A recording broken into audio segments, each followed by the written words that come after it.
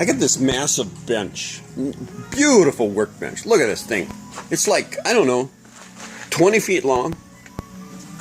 And when I moved into this house, I'm thinking to myself, God damn, I'm going to be able to build all sorts of crap on this bench. It's just miles long. But what I found out is, regardless, it doesn't matter how long your bench is, and it could be like 4 feet long, 2 feet long, 1 foot long. In the end, it'll fill up with crap so much, but you always will have just enough room to slide one more thing on.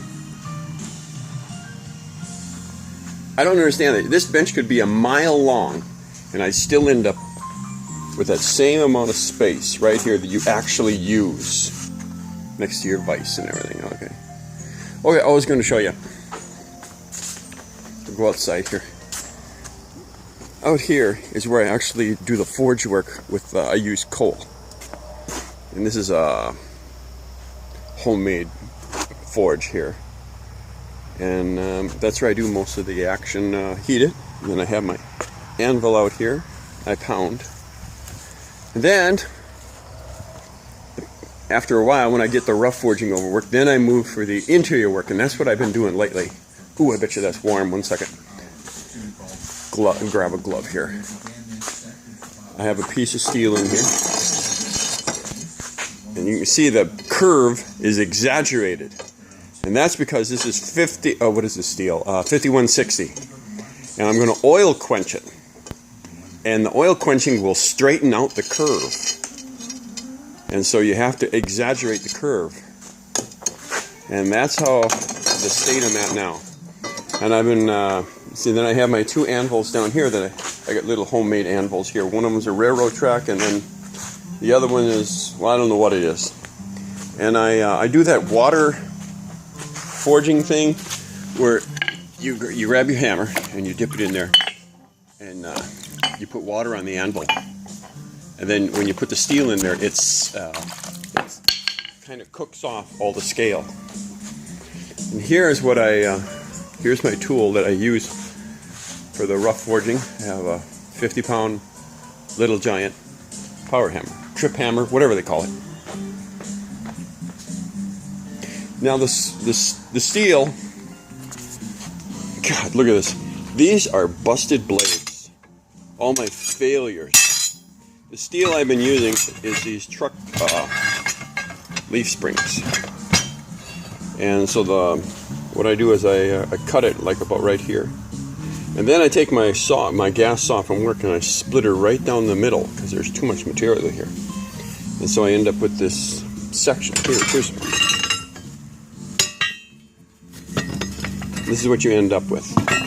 What is it, about a little over a foot and a half long. And that's what I start forging. Now I have other piece of steel here. I don't know what it is. This is a John Deere Load Shaft 5160. This is another thing I use. Then we're getting rare though. These are all, this is another sword that cracked. I dropped it on the floor. Cracked it. I was forging it, and it was too hot.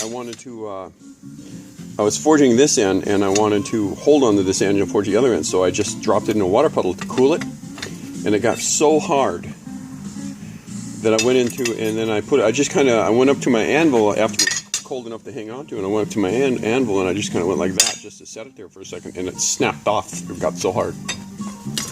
These are other swords that cracked. Here's another one that cracked. They say that master smiths lose about, I don't know, 30 to 60% of their work. Ooh, here, these are ball bearings, 52-100 steel. And these is what I make knives out of. It's tricky because there's not a lot of steel there, but it's beautiful steel. And then here's my experiments. I've been experimenting with Damascus, cable Damascus. And, well, that's about it then. I chop the steel with my bandsaw or this here saw. I weld on it on my little welding table. But most of the work happens over here on this forge. It's a Whisper 3 burner, propane. And that's mostly my shop.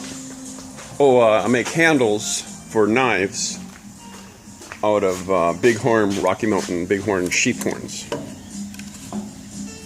So that's kind of cool. Okay, well, that's about it for here. Talk to you later.